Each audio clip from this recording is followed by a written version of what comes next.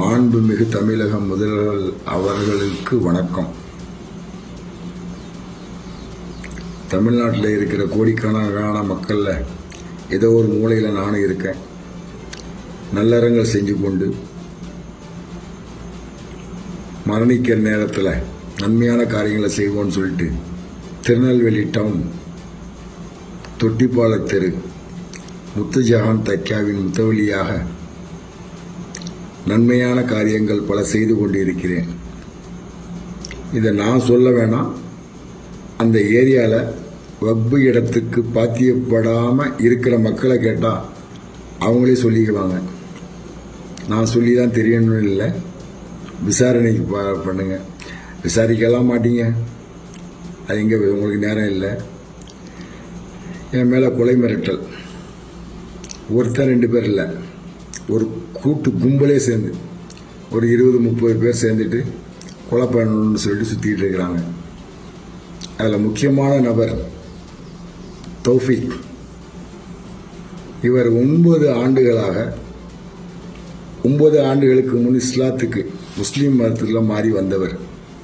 எதுக்கு வந்தார்னா அவருடைய நோக்கம் இடம், பணம் சம்பாதிக்கலாம் அப்படிங்கிற நோக்கத்தில் அந்த இடத்துக்கு ஒரு குமாஸ்தா அவர் தன்னை வக்கீல் அப்படின்னு சொல்லிக்கிட்டு சுற்றிட்டு இருக்காரு. ஒரு இடத்துக்கு புரோக்கராக வந்தவர் இன்னைக்கு அந்த இடத்துக்கு ஓனருடைய பொண்ணை, அந்த இடத்துக்கு பாத்தியப்பட்டவங்க அந்த பொண்ணை வந்து இன்னொரு புருஷன்ட்ட இருந்து விவாகரத்தை வாங்க வச்சு இவர் கல்யாணம் பண்ணிட்டு இருக்காரு.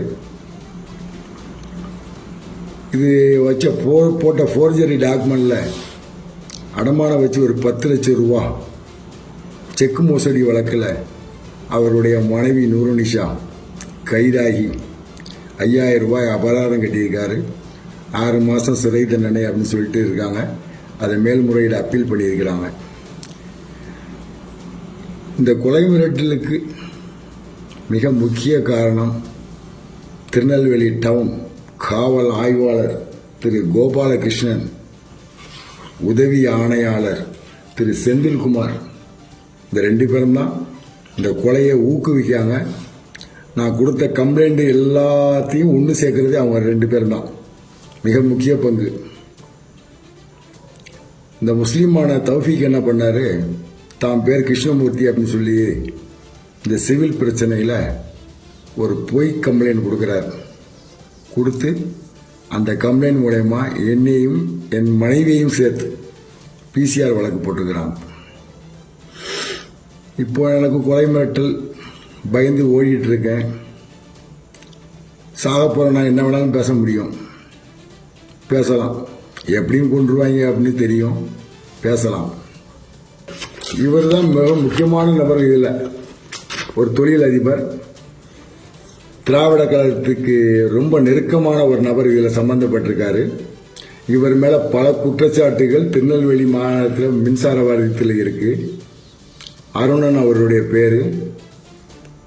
இவங்கெல்லாம் சேர்ந்து மொத்த பேர் இப்போ இருக்கிற இந்த அக்யூஸ், இந்த நான் கொடுத்த புகார் மனுக்களில் உள்ள எதிரிகள்லாம் சேர்ந்து ஒன்று சேர்த்தது போலீஸ் சேர்த்து எல்லாரும் சேர்ந்து இப்போ என் மேலே பிசிஆர் வழக்கு தொடுத்துருக்காங்க. உங்களுக்கு இப்போ ஒரு மனு அனுப்பியிருக்கேன், கோரிக்கை ஏற்றுக்கொள்ளப்பட்டது அப்படின்னு குறுஞ்செய்தி வந்திருக்கு. 30 நாளில் உங்களுக்கு பதில் தரப்படும் அப்படின்னு ரொம்ப தெளிவாக வந்திருக்கு. ஆனால் அதுவும் வரப்போ இல்லை, உங்களுடைய புகார் நிராகரிக்கப்பட்டதுன்னு வந்துடும் எனக்கு தெரியும்.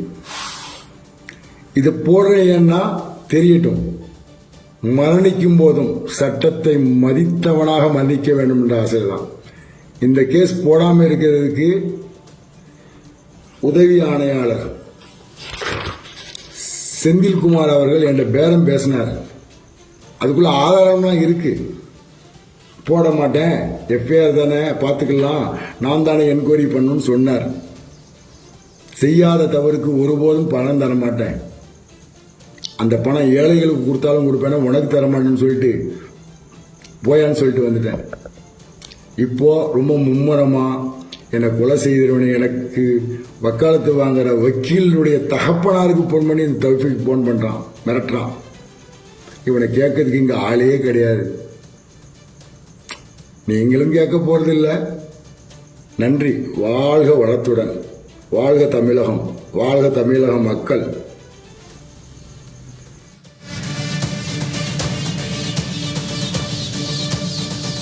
நெல்லை டவுன் பகுதியில் கொலை செய்யப்பட்ட முன்னாள் காவல் அதிகாரி பேசிய கடைசி வீடியோ தற்போது வைரலாகி இருக்கிறது. இதனை நாம் அண்மை செய்தியாக பார்த்து வருகிறோம்.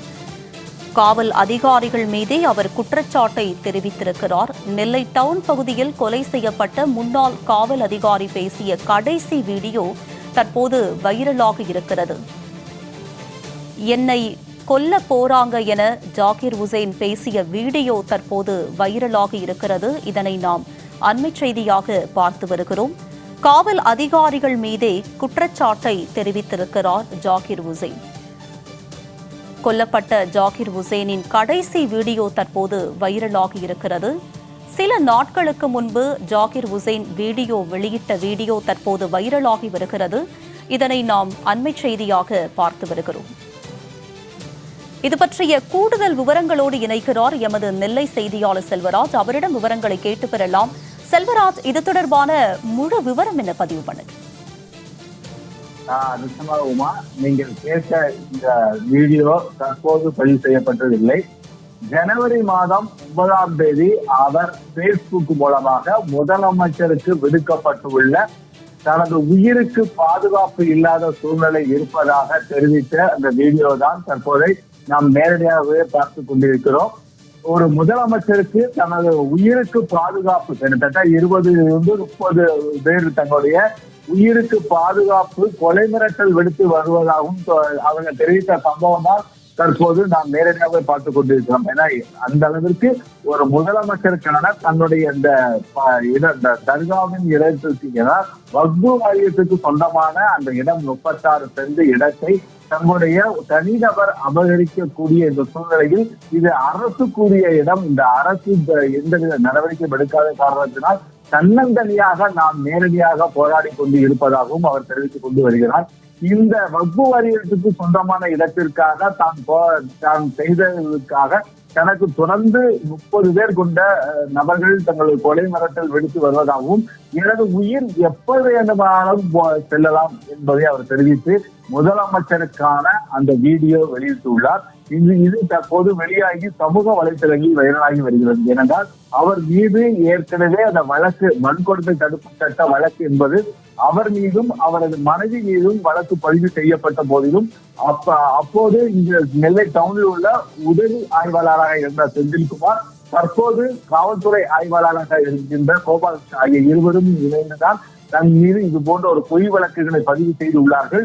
மேலும் இது போன்ற பலர் மேலும் அவர் தெரிவிக்கும் போது இதற்கு முக்கிய காரணமாக இருந்தது திமுகவோட மத்திய மாவட்ட முன்னாள் செயலாளரும் முன்னாள் அமைச்சருமான சிபிஎம் மைதீன் கானின் உதவியாளர் அருணும் இதற்கு முழு ஒத்துழைப்பு அவர்களுக்கு உதவியதாகவும் இவர்களெல்லாம் சேர்ந்து இது போன்ற அந்த ஆவணங்களை அளித்ததாகவும் மேலும் தன் மீது எந்தவித ஒரு தவறும் இல்லை எனவும் தெரிவித்துள்ளார். மேலும் தன் மீது பதிவு செய்யப்பட்ட வன்கொடுமை தடுப்பு சட்ட வழக்கு தொடர்பாக தன்னிடம் காவல்துறை உதவி ஆணையர் செந்தில்குமார் தன்னிடம் பணம் கேட்கும் போது கூட அந்த பணம் நான் உங்களுக்கு தரமாட்டேன், ஏழைகளுக்கு வேண்டுமானாலும் உதவி செய்கிறேன் தவிர அது காவலர் தரப்பில் நான் பணம் தர மாட்டேன் என சொல்லக்கூடிய ஆடியோ தான் தற்போது வெளியாகி உள்ளது.